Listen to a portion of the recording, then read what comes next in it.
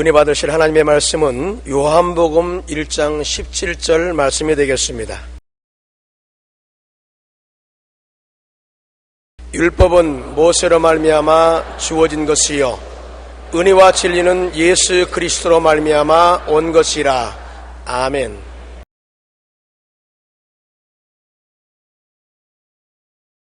저는 여러분과 함께 율법과 은혜라는 제목으로 말씀을 나누겠습니다. 우리의 생활을 혁신시킨 수많은 발명품 중에 하나가 우리가 매일 즐겁게 보는 거울입니다. 인류는 거울을 발명하고 거울을 통하여 객관적으로 자기의 모습을 비로소 바라보므로 자기가 어떻게 생겼는지 이해할 수가 있게 된 것입니다. 거울은 있는 그대로의 자기의 모습을 보여줍니다. 그리고 그 이상은 할 수가 없습니다. 거울에 비친 때 묻은 모습, 흐트러진 모습은 거울 자체로서는 고칠 수가 없습니다. 거울은 잘못된 것을 비추어줄 따름이지 고쳐줄 능력은 없습니다. 이런 점에서 율법은 거울과 같습니다. 우리의 죄지은 모습, 불의한 모습, 추악한 모습, 버림받은 모습을 그대로 보여주고 그에 따른 준엄한 심판을 선언할 뿐 조금도 우리를 구원해 줄 수 있는 힘이 없습니다. 더러워진 우리의 외형의 모습을 물로 씻거나 혹은 성형수술을 하여 고치는 것처럼 더러워진 우리 내적 모습은 오직 하나님의 은혜와 보혈의 능력과 성령의 역사로 고쳐질 수가 있습니다. 렘브란트가 그린 탕자의 귀향이라는 그림을 보면 남루한 옷에 흉한 몰골을 한 탕자가 등을 보인 채 무릎을 꿇고 있습니다. 아버지는 깊은 연민으로 그 아들을 바라보며 손을 넓게 펴서 아들의 등을 어루만집니다. 바로 옆에는 아버지와 똑같은 붉은 색 외투를 입고 수염을 기른 사람이 서 있습니다. 바로 큰아들입니다. 그런데 이 큰아들은 아버지와 달리 두 손을 마주 잡은 채 허리춤에 올려놓고 있습니다. 시선은 냉정하고 차갑습니다. 작가 수잔 헤르츠는 바로 이 큰아들에게 제2의 탕자라는 별명을 붙였습니다. 신학자 사이먼 키스트메이커는 큰아들은 자기의 의에 가득 찬 사람이라고 불렀습니다. 큰아들은 율법의 눈으로 동생을 보았습니다. 아버지의 재산을 창기와 더불어 탕진하고 빈손 들고 돌아온 동생을 용납할 수 없었습니다. 율법적으로 심판하고 정죄하고 판단했습니다. 그러나 아버지는 큰아들과 같은 율법의 눈으로 아들을 보지 않았습니다. 아버지는 사랑과 자비의 눈으로 아들을 본 것입니다. 이것이 율법의 눈과 은혜의 눈이 다른 것입니다. 여러분이 탕자의 이야기를 잘 알고 계시지 않습니까? 한 농부가 두 아들이 있었는데 둘째가 아버지에게 자기의 몫의 상속을 달라고 강요해서 그를 받아서 청산해서 먼 나라에 가서 허랑방탕하여 다 허비한 후에 기근이 와서 살 수 없게 되며 돼지를 치는 농장에 가서 일을 하다가 지치고 피곤하고 병들어서 그는 아버지께로 돌아오기로 마음을 작정하고 머리는 흐트러지고 몸은 벌거벗고 병든 채로 돌아왔습니다. 그때 집을 떠나지 않고 아버지를 섬겨온 형은 무시무시하고 냉정한 눈으로 그 동생을 바라보았습니다. 저런 나쁜 놈, 창기와 더불어 아버지 재산을 다 허비한 놈을 아버지가 집에 받아들인 것은 잘못된 것이라고 그런 아버지를 평론했습니다. 누가복음 15장 30절에 아버지의 살림을 창녀들과 함께 삼켜버린 이 아들이 돌아오며 이를 위하여 살찐 송아지를 잡으셨나이까? 아버지, 이럴 수가 있습니까? 나는 이 아들과 함께 잔치상에 들어가지 않겠습니다. 그러나 아버지의 눈은 달랐습니다. 아버지는 용서와 사랑의 눈으로 자식을 보았습니다. 그는 누가복음 15장 32절에 이 아들은 잃었다가 찾고 죽었다가 살아났으니 받아들이고 즐거워함이 마땅하다. 비록 탕자가 되어 아버지의 자산을 창기와 함께 다 먹어 치워버렸으나 회개하고 돌아왔으니 아버지가 너무나 기뻐서 그 아들을 영접하고, 이 아들은 이런 아들이 있는데 도로 찾아왔고 죽은 아들인데 살아났으니 얼마나 기쁘고 즐거우냐. 맏아들과 태도가 전혀 다릅니다. 율법적인 눈으로 보면 이 탕자가 돌아온 사람을 용납할 수 없습니다. 그러나 은혜의 눈으로 보면은 용서와 사랑으로 품에 품어주고 기뻐 즐거워했던 것입니다. 우리 하나님은 바로 맏아들과 같은 하나님이 아니시라 아버지와 같은 하나님이 되신 것을 알아야 되는 것입니다. 시편 103편 12절로 13절에 동이 서에서 먼 것 같이 우리의 죄가를 우리에게 멀리 옮기셨으며 아버지가 자식을 긍휼히 여김같이 야훼께서는 자기를 경외하는 자를 긍휼히 여기신다고 말씀하고 있는 것입니다. 율법은 심판을 위한 것이요 은혜는 구원을 위한 것입니다. 율법은 거울과 같아서 우리의 결점을 들추어내고 정지하고 심판할 따름이지 구원을 할 수 없습니다. 구원은 오직 은혜만 할 수 있습니다. 한 번은 예수님께서 성전뜰에서 말씀을 증거하는데 이른 새벽에 수많은 바리새인 교인, 사두개교인, 교법사, 율법주의자들이 한 여인을 끌고 왔습니다. 머리채를 휘어잡고 끌고 와서 예수님 발 앞에 내 동댕이 쳤는데 이 여자는 얼마나 많이 울었던지 눈이 붉게 충혈되고 옷은 흐트러지고 머리는 산발이 되고 신발도 벗었습니다. 공포에 질려서 떨고 있었습니다. 그때 바리새인 교인, 사두개교인, 교법사들은 손에 돌을 들고 예수님께 말했습니다. 주여, 이 여자가 간음하다가 현장에서 잡혔습니다. 모세의 율법에 의하면 이런 자는 돌로 쳐 죽이라고 했는데 당신은 이 여자를 어떻게 하겠습니까? 율법은 이 여자를 용납할 수 없습니다. 간음하다가 현장에 잡혔으니 율법으로 보면 이 여자를 정지하고 심판하고 죽이는 도리밖에 없습니다. 그때 예수님은 허리를 굽혀서 손가락으로 물 쓰기 시작했습니다. 물 썼다고 성경은 말하지 않지만 나는 추측할 수 있습니다. 예수님이 십계명을 적었을 것이라고 확신합니다. 내 앞에 다른 신을 두지 말라, 우상에 절하지 말라, 하나님 이름을 망령되이 부르지 말라, 안식일을 거룩히 지켜라, 내 부모를 공경하라, 살인하지 말라, 간음하지 말라, 도적질하지 말라, 내 이웃을 거짓 증거하지 말라, 내 이웃을 탐하지 말라. 계속해서 바리새인 교인, 사두개인, 교법사들이 당신은 이 여자를 어떻게 하겠나이까? 율법대로 죽여야 하지 않겠습니까? 그러자 예수님이 고개를 들어서 큰 자부터 적은 자까지 눈을 맞추어 보시고 난 다음 틀림없이 예수님이 손가락을 기록한 십계명을 가르치면서 당신네들 중에 이 법에 저촉되지 않은 사람이 먼저 돌로 쳐라! 그러고 난 다음 허리를 굽혀서 또 손가락으로 적습니다. 무엇을 적었을까요? 그 사람들이 율법을 어기고 지은 죄를 예수님이 써내려가니까 예수님 어깨너머로 손가락이 적는 죄가 자기들께 해당되니 가슴이 덜컹했습니다. 율법 앞에는 의롭다함을 입을 육체가 없습니다.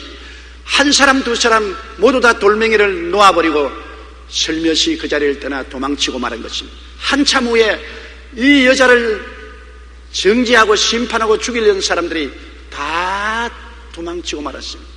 이열치열이라는 말이 있는 것처럼 예수님께서 율법을 가지고 이 여자를 정죄하는 자에게 주님이 율법으로 대처했습니다. 율법을 적어놓고 너희들 중에 이 율법에 어긋나지 않은 사람 돌로 쳐라.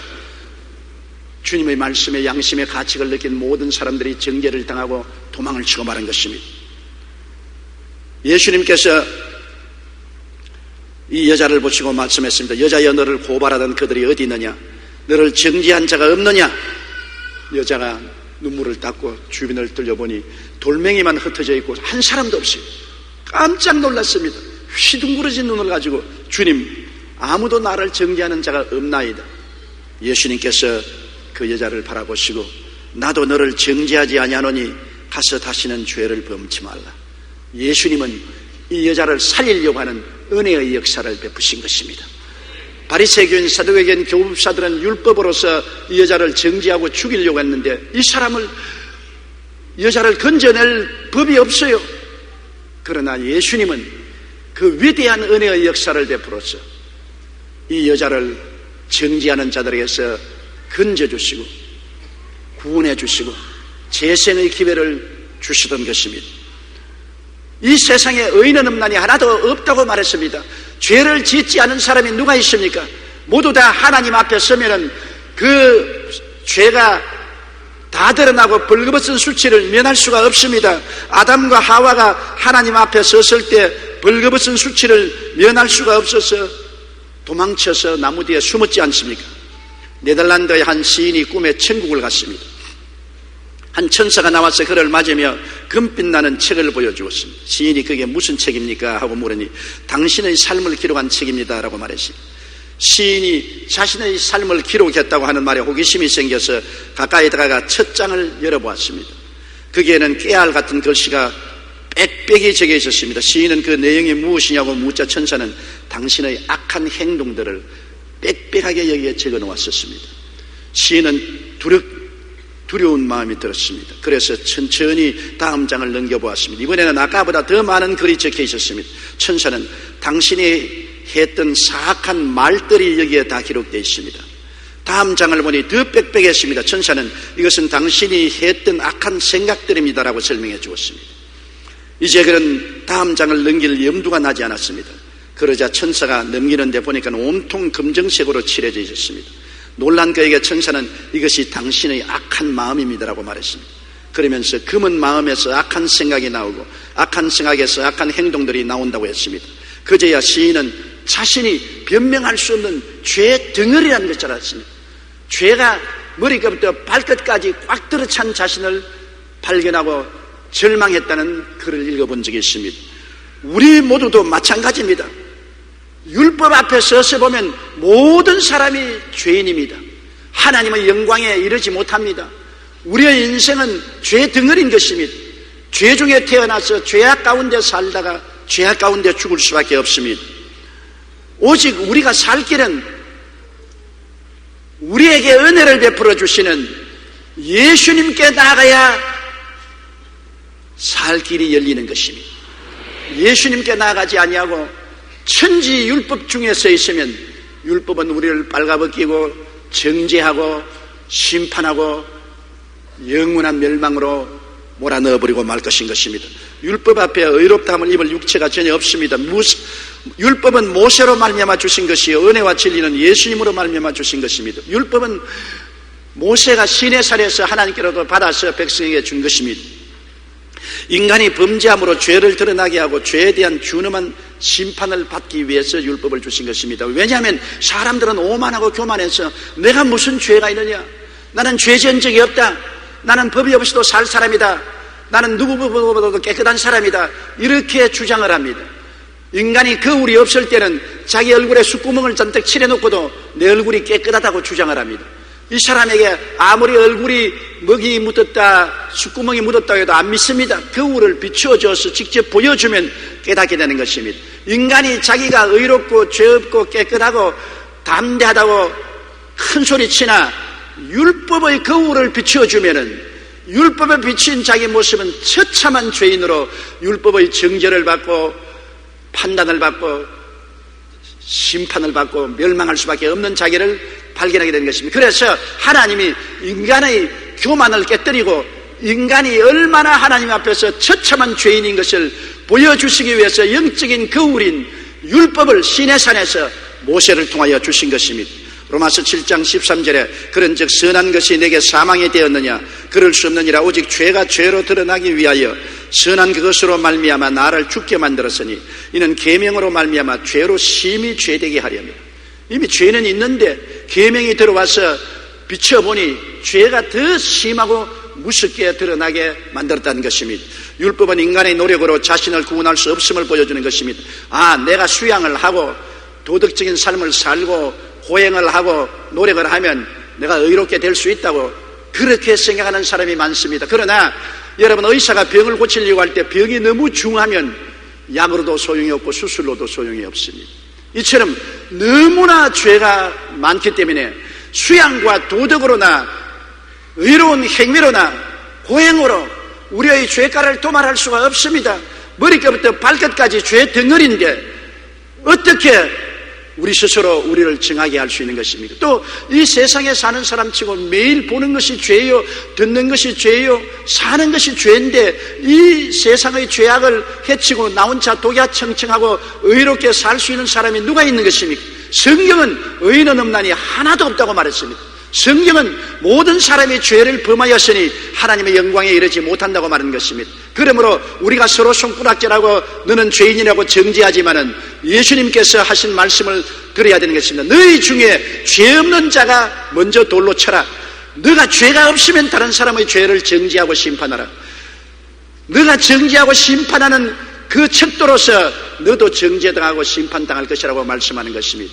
그렇기 때문에 인간의 노력으로서는 스스로 구원할 수 없다는 것을 율법은 우리에게 밝히 보여주는 것입니다. 갈라디아 3장 10절로 12절에 무릇 율법 행위에 속한 자들은 저주 아래 있나니 기록된 바 누구든지 율법책에 기록된 대로 모든 일을 항상 행하지 아니하는 자는 저주 아래 있는 자라 하였습니다. 또 하나님 앞에서 아무도 율법으로 말미암아 의롭게 되지 못할 것이 분명하니 이는 의인은 믿음으로 살리라 하였습니다. 율법은 믿음에서 난 것이 아니니 율법을 행하는 자는 그 가운데서 살리라 하였느니라.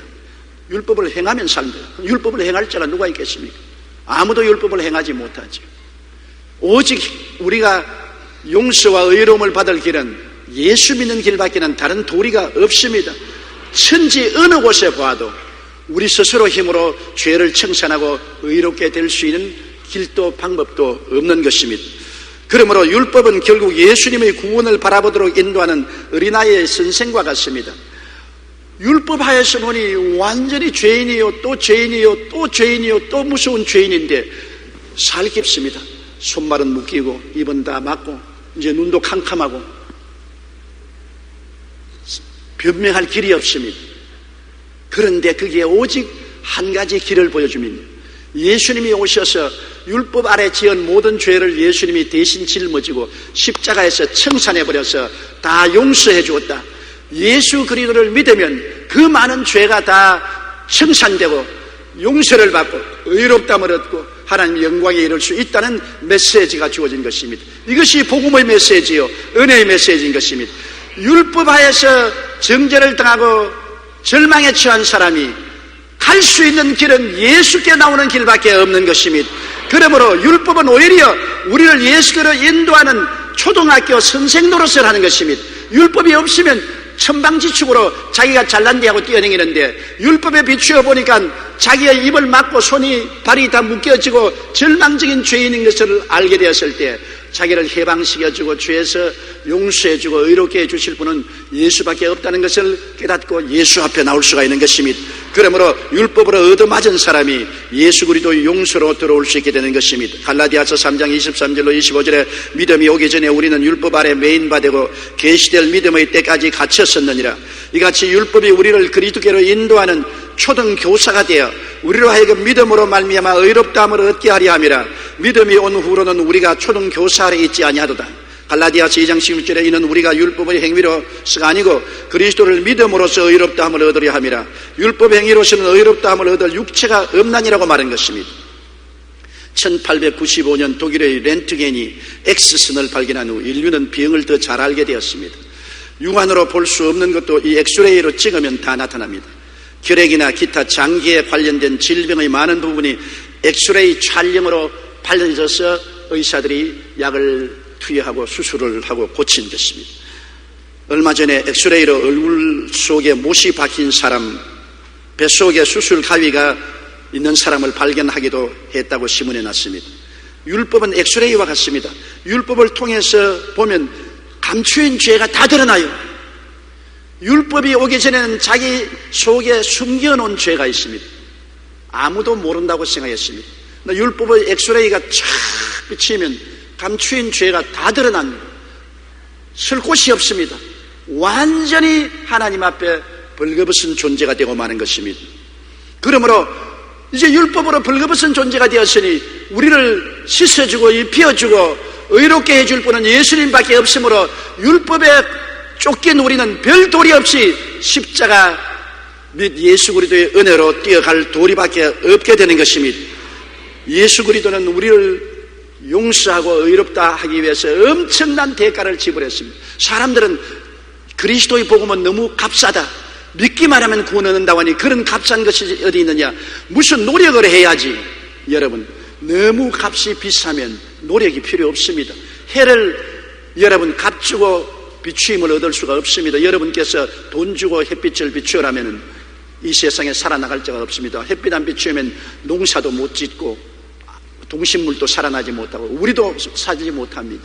햇빛이 너무나 값이 비싸기 때문에 우리가 노력해서 대가를 지불하지 못하고 오직 은혜로 받아들일 것입니다. 공짜로 받아들여요. 햇빛을 공짜로 받아들이면서 고맙다 하는 사람은 없어요. 당연한 이치로 생각하지. 오늘 여러분 이제 살아계신 여러분들이 숨을 쉬지 않으면 4분 만에 다 죽어요. 이 많은 사람들이 자유롭게 숨을 쉬고 있는데 이 공기에 돈 내고 숨 쉬는 사람 누가 있어요? 오늘 제가 이 자리에서 여러분 돈 내고 숨쉬라고 한다면 여러분 살아날 사람 아무도 없을 것입니다. 공기는 너무나 귀하고 값이 비싸기 때문에 돈으로 계산할 수 없어요. 공짜로 숨쉬지. 공짜. 믿음으로 공짜로. 부모의 사랑도 돈을 주고 살 수 없지 않습니까?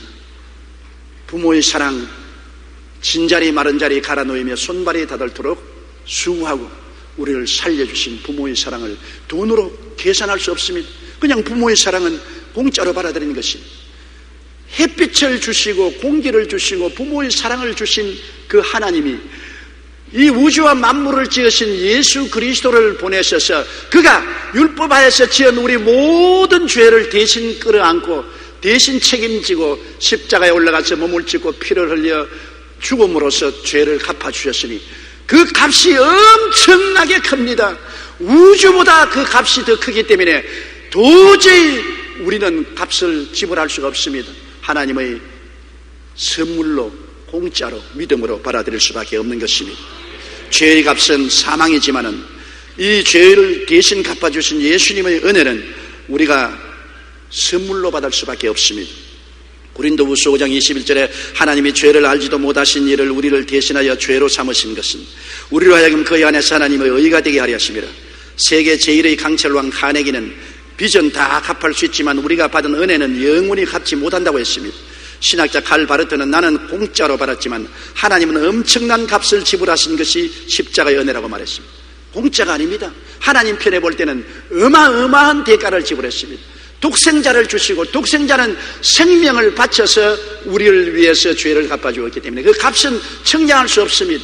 하나님이 값비싼 대가를 지불했지만 우리는 믿음으로 말미암아 공짜로 받게 되었으니 이 은혜를 받고 감격하지 않으면 안 됩니다. 죄를 짓고 불의하고 추악하고 버림을 받고 영원히 지옥불에 타야 될 우리들이 단지 와서 예수님을 구주로 모시기만 하면 하나님께로부터 다 용처를 받고 무죄 백방을 받고 하나님의 자녀가 되고 영생을 누리게 되었으니 이런 축복이 도대체 어디에 있을 수가 있습니까? 대박에도 이런 대박이 어디에 있을 수 있는 것입니까? 너무 하나님이 큰 은혜를 주셨으므로 사람들이 안 믿으려고 하는 것입니다. 그러나 누구든지 저를 믿는 자는 멸망하지 않고 영생을 얻는 축복을 얻게 되는 것입니다. 여러분도 이 세상에 경험했지 않습니까? 벌받지 않고 용서받는 일이 있습니까? 죄의 값은 사망이라고 성경은 말하고 있는 것입니다. 금지하는 그 영혼은 죽으리라고 말한 것입니다. 한 번 죽는 것은 사람에게 정해진 것이요 그 후에는 심판이 있어야 했는데 우리 개인은 우리의 죄를 감당할 수가 없습니다. 우리 죄 때문에 우리가 심판을 받아 죽으면 영원히 지옥에서 나오지 못합니다. 예수님은 우리를 대신해서 아담 하와 이후 강림하실 때까지 인류의 모든 죄를 다 책임지고 죽으셨지만은 그 죄를 갚고 일어날 수 있는 여력이 계십니다. 우리는 여력이 없어요. 죽어도 우리 죄를 다 못 갚습니다. 그러나 예수님은 영원한 하나님이시기 때문에 인류의 모든 죄를 다 갚아도 여력이 있어서 부활할 수가 있는 것입니다. 옛날에 우리 조선조 시대에 나라돈 1000냥을 먹으면 참수를 당했었습니다. 그런데 어떤 사람이 나라돈 1000냥을 먹고 감옥에 갇혔는데 어느 기간 동안에 빚을 갚으면 도로 나올 수가 있고 빚을 못 갚으면 목배임을 받습니다.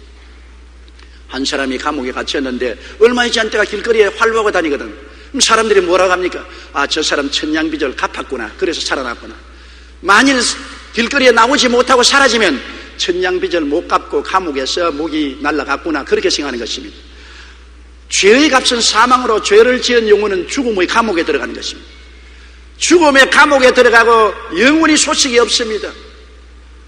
그런데 죽음의 감옥에서 도로 나오신 분은 예수 그리스도밖에 없는 것입니다. 예수님은 우리의 모든 죄를 다 짊어지고 감옥에 들어가서 사흘 만에 그 죄를 다 청산하시고 여력이 계시기 때문에 승리로 감옥문을 열고 부활해서 나오신 것입니다.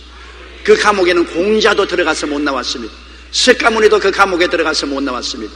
맹자도 못 나왔습니다. 마호메트도 못 나왔습니다. 그들은 위대한 성nhân 군자여 우리에게 좋은 진리를 가르쳤지만은 죄는 갚지 못했습니다. 자기 죄값으로 죽음의 감옥 속에 들어가고 못 나왔으니 죄의 빚을 못 갚았죠. 예수님은 우리 인류의 모든 죄를 다 짊어지고 죽음의 감옥 속에 들어갔으나 사흘 만에 남아버리고 마는 것입니다. 그것은 우리의 죄값을 다 갚았다는 것입니다. 예수님께서 십자가에서 내가 다 이루었다는 것은 인류의 모든 죄를 예수님이 다 청산해버리고 마는 것입니다. 그러므로 온 천하 만국에서 예수 그리스도 이외에는 구원받을 이름이 없습니다. 예수님은 능히 벌을 이기고 승리할 수 있었기 때문에 예수 십자가 밑에 나가면 우리가 다 구원받을 수 있습니다. 우리는 전대미문의 홍수를 당했습니다. 전국적으로 비가 얼마나 많이 내리고 얼마나 홍수가 났는지 아주 두렵고 몸서리칩니다. 이렇게 비가 내릴 때 여러분 큰 우산 밑에 있으면 비를 맞지 않지 않아요? 하나님의 진노의 심판의 비가 쏟아질 때 예수 그리스도 십자가 우산 밑에 들어가면 심판의 비 한 방울도 임하지 아니하는 것입니다.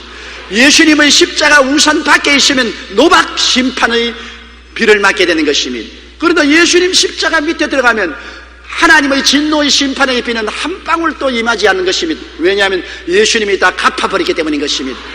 그러므로 누구든지 저를 믿으면 멸망하지 않고 영생을 얻습니다. 남녀노유 빈부 귀천할 것 없이 잘했거나 못했거나 의인이거나 죄인이거나 선인이거나 악인이거나 그런 인간적인 행동의 잣대로 잴 것이 아닙니다. 무조건 하고 예수 믿으면 구원받고 예수 안 믿으면 멸망당하는 것입니다. 예수 안에 들어오면 용서와 의로움을 입고 예수 밖에 있으면 하나님의 진노의 심판을 받아 영원히 멸망받을 수밖에 없는 것입니다. 로마서 4장 25절에 예수는 우리가 범죄한 것 때문에 내어줌이 되고 우리를 의롭다 하시기 위하여 살아나셨다고 말한 것입니다.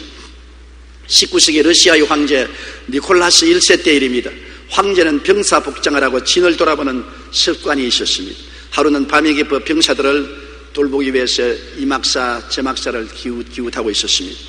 한 막사에 불이 켜져 있습니다. 그 막사는 평소에 황제가 친하게 지내던 장교의 아들의 막사로 그 군의 재정을 담당한 막대한 책임을 진 장교였었습니다. 황제는 반가운 마음에 막사 틈을 들여다보니 그 병사가 책상 위에 엎드려 있고 옆에는 장정한 권총이 있었습니다. 깜짝 놀라서 가까이 가 보니까 책상 위에는 장부가 펼쳐 있고 맨 아래 이 큰 빚을 누가 갚을 수 있을까? 나는 자살할 수밖에 없다는 글이 적혀 있었습니다. 황제는 금방 상황을 파악했습니다. 원래 착실하고 좋은 병사였는데 도박에 빠졌어. 점점 빚을 지니까 공금을 횡령해서 도박을 하고 나중엔 뒷감당을 못하기 때문에 권총 자살할 수밖에 없는 처절한 절망에 처한 것입니다. 그는 자기 힘으로 해결할 수 없는 징에 이르러서 자살할 요량으로 권총을 책상 위에 놓고 머리를 양팔 사이에 묻고 지난날을 뉘우치다가 그만 잠이 들었습니다. 니콜라스 1세는 병사를 깨우지 않고 조용히 펜을 들어 장부의 메모 밑에 이렇게 기록했습니다. 내가 갚았노라 니콜라스 1세. 일개 병사로서는 군대의 공금을 횡령하고 도저히 갚을 수 없으므로 자살하든지 군법회의에 돌아가서 총살을 당할 수밖에 없는데 그 나라 황제가 그 빚 밑에 니콜라스 황제가 이 빚을 갚았노라. 그가 잠에서 깨어나 보니 별천지가 왔습니다. 죽음은 생명으로, 절망은 소망으로, 파멸은 영원한 자유로 그에게 다가온 것입니다. 놀라운 소식입니다. 눈을 비비고 또 비비고 보아도 사실 그 사인은 니콜라스 1세의 사인이었습니다. 그래서 이 청년은 죽음에서 해방될 수 있었던 것입니다. 여러분과 제가 이 세상에 살면서 주님이 주신 의로움도 다 소진해버리고 거룩함도 다 써먹어버리고 주님이 주신 몸도 다 황폐하게 만들고 저주로 꽉 들어차고 죽을 수밖에 없는 절망적인 우리가 되어서 희망이 없습니다. 이제 우리는 이 길로 영원한 지옥불에 들어갈 수밖에 없는 절망에 쳤을 때 하늘의 황제인 예수님이 오셔서 그 보혈로 우리 밑에 사인을 해주었습니다. 내가 다 갚았노라. 주님이 보혈로 죄가를 지불하시고 우리를 위해서 다 갚았다고 선언해버렸으므로 우리는 눈이 휘둥그러집니다. 죄에서 용서받은 의인으로, 절망에서 소망으로, 죽음에서 삶으로, 지옥에서 천국으로 변화가 되었으니 이거 어찌 믿을 수가 있습니까? 너무 좋은 일이 되어서 눈이 휘둥그러지고 입이 벌어지고 말이 안 나옵니다. 이런 큰 은혜를 깨닫지 못하고 감사하지 못하면 이 세상에 너무나 비참한 존재인 것입니다. 오늘날 사람들이 지옥 가는 것은 자기 죄 때문에 가는 것이 아니라 예수를 믿지 않기 때문에 지옥 가는 것입니다. 자기가 훌륭한 행위를 못해서 지옥 가는 것이 아니라 하나님의 구원의 은혜의 선물을 받지 않기 때문에 지옥 가는 것입니다. 누구든지 예수를 믿으면 구원을 받고 영원한 천국으로 들어갈 수 있습니다. 이제는 그 은혜로 인하여 믿음으로 말미암아 구원을 얻습니다. 너무나 값비싼 선물을 믿기만 하면 되는 것입니다. 로마서 3장 23절로 24절에 모든 사람이 죄를 범하였으며 하나님의 영광에 이르지 못하더니 그리스도 예수 안에 있는 속량으로 말미암아 하나님의 은혜로 값없이 의롭다 하심을 얻게 되었나니라. 이 세상에 옷을 한 벌 사도 값을 지불해야 되죠. 서산에 가서 칼치 한 마리 사 먹으려도 값을 지불해야 됩니다. 돌개 한 마리를 찢어 먹으려도 값을 지불해야 되는 것입니다. 천당은 값없이 갑니다. 예수님의 보혈의 은혜로 값없이 천국 가게 되는 것입니다. 이 놀라운 하나님의 은혜가 우리 가슴에 사무쳐지기를 주의 이름으로 축원합니다. 에베소 2장 8절로 9절에 너희는 그 은혜에 의하여 믿음으로 말미암아 구원을 받았나니 이것은 너희에게서 난 것이 아니요 하나님의 선물이라 행위에서 난 것이 아니니 이는 누구든지 자랑치 못하게 하려 함이라. 우리에게서 구원이 나온 것이 아닙니다. 우리의 선한 행위로 구원받은 것이 아니라 하나님이 선물로 예수 안에서 우리에게 주신 것입니다. 우리는 생일날이 오면은 선물 받기를 기대하고 크리스마스가 오면은 선물을 받고 선물을 주기도 하는 것입니다. 이 우주에서 가장 큰 선물은 하나님의 아들 예수 그리스도를 우리에게 구주로 주신 선물인 것입니다. 이 하나님의 선물을 믿음으로 받아들이는 사람은 영원한 생명을 얻고 이 하나님의 선물을 거부하고 받아들이지 아니하면 영원히 멸망받을 수밖에 없습니다. 이제는 하나님의 선물을 받느냐 안 받느냐가 우리 일생 운명을 결정하게 되는 것입니다. 얼마 전에 오하이오 주의 한 도시에서 675명의 사람들을 대상으로 어떻게 하면 사람이 천국에 갈 수 있습니까? 라는 설문조사를 했습니다. 그런데 놀랍게도 그 중에 85% 정도의 사람들이 성경과 전혀 관계없는 엉뚱한 대답을 했습니다. 어떤 사람은 교회에 등록하고 예배를 빠짐없이 참석하면 천국에 갈 수 있다고 대답했습니다. 또 어떤 사람은 선한 인생을 삶으로써 천국에 갈 수 있다고 말했습니다. 어떤 사람은 성경을 읽으면 천국에 갈 수 있다고 말했습니다. 또 어떤 사람은 노력하면 갈 수 있다고 말하고 어떤 종교든 열심히 믿으면 갈 수 있다고 대답했습니다. 모두 다 잘못된 생각입니다. 교회 아무리 나와도 성경 아무리 읽어도 아무리 선하고 착한 일을 해도 아무리 종교를 열심히 믿어도 그것은 소용이 없습니다. 뭘 어떻게 해야 구원을 받나요? 하나님의 선물은 예수님밖에 없는 것입니다. 예수님이 우리에게 주시는 하나님의 선물인 것입니다. 예수님을 모셔드려야 구원을 받지 예수님 이외에 모든 것은 구원을 가져올 수 있는 조건이 안 됩니다. 천하 인간에게 구원받을 만한 다른 이름을 주신 적이 없습니다. 그러므로 다른 이름이나 다른 철학이나 다른 종교를 의지하지 마십시오. 예수님만이 길이요 진리요 생명이니 예수님으로 말미암지 않고는 아버지께로 올 자가 없는 것입니다. M.R. 디한 박사는 율법과 은혜에 대하여 아주 간략하게 7가지로 표현했습니다. 첫째, 율법은 가장 선한 사람도 정죄하지만 은혜는 가장 악한 사람도 구원한다. 둘째, 율법은 죄의 삭선 사망이라 말하나 은혜는 하나님의 은사는 영생이라고 말한다. 셋째, 율법은 죄의 빚을 갚아라 하지만 은혜는 이미 죄값을 다 지불했다고 말한다. 넷째, 율법은 죄를 깨닫게 하지만 은혜는 죄로부터 구원을 받게 한다. 다섯째, 율법은 돌에 새겼으나 은혜는 마음에 기록했다. 여섯째, 율법은 두려움을 가져오지만 은혜는 화평과 확신을 가져다 준다. 일곱째, 율법은 복종을 강요하지만 은혜는 순종하는 능력을 준다. 율법이 죄를 드러나게 하고 준엄한 심판을 내리는데 반해 예수님은 은혜로 우리를 용서하시고 의롭게 하시고 하나님의 영광으로 영접하여 주시는 것입니다.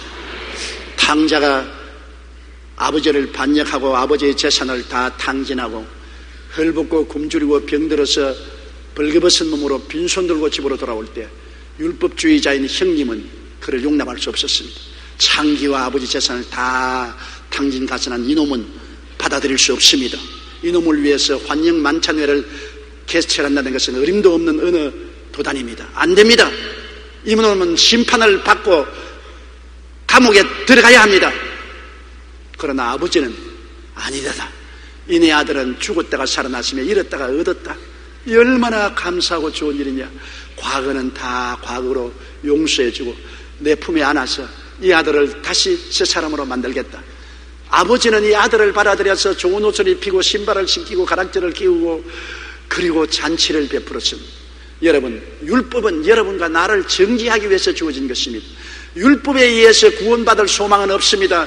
율법은 우리의 모든 삶을 다 뒤집어 놓고 파헤쳐 놓고 정죄하고 심판하기 때문에 율법 앞에 의롭다함을 얻을 육체가 없고 율법을 지켜서 구원받을 육체도 없습니다. 그러나 은혜는 예수 그리스도를 통해서 용서를 허락하여 주는 것입니다. 죄를 지었음에도 불구하고 못났음에도 불구하고 버림을 받아야 마땅해도 불구하고 숫구멍같이 검고 죄악 덩어리임에도 불구하고 예수님이 내가 너 대신 다 갚았다. 내가 다 내 보혈로 청산했다. 이제는 죽은 자 가운데서 살아오너라. 이런 가운데서 길을 찾아오너라. 나를 믿으면 멸망하지 않고 영생을 얻는다. 구원은 선물로 주겠다고 말씀하시는 것입니다. 우리는 매일 은혜 밖으로 나가면 율법의 심판에 잡히게 됩니다. 예수 밖에 나가면 모두 다 율법의 심판하에 놓여 있는 것입니다. 예수님 안에만이 용서와 의와 영광이 있는 것입니다. 항상 은혜의 울타리인 주 예수님 믿음 안에 살아야 되고 예수 밖에 나가지 말아야 되는 것입니다. 예수 안에 살면 여러분 하늘에 들어갈 넉넉한 권세를 얻게 되는 것입니다. 그러나 어느 누구도 예수님을 믿고 의지하고 예수님을 따라가는 길을 거치고 세상으로 나가면 율법의 준엄한 심판을 받고 영원한 멸망에 떨어질 수밖에 없습니다. 다 같이 고개시어 기도드리겠습니다. 사랑이 많으신 우리 아버지 하나님, 우리는 다 율법하에 태어나서 율법의 정죄와 심판을 받고 영원한 지옥에 떨어질 수밖에 없는 존재들이었습니다. 힘으로도 능으로도 해결하지 못하고 우리는 절망적인 존재였으나 예수님이 우리를 위해서 우리 죄를 대신해서 십자가에 몸짓고 피 흘려 죽어 청산해 주심으로 그리스도의 보혈로 다 용서받고 의롭게 되고 하나님의 영광에 참여하게 만들어 주신 것을 감사합니다. 이 웬 말입니까? 이 웬 은혜입니까? 너무나 크신 복을 주신 것을 감사합니다.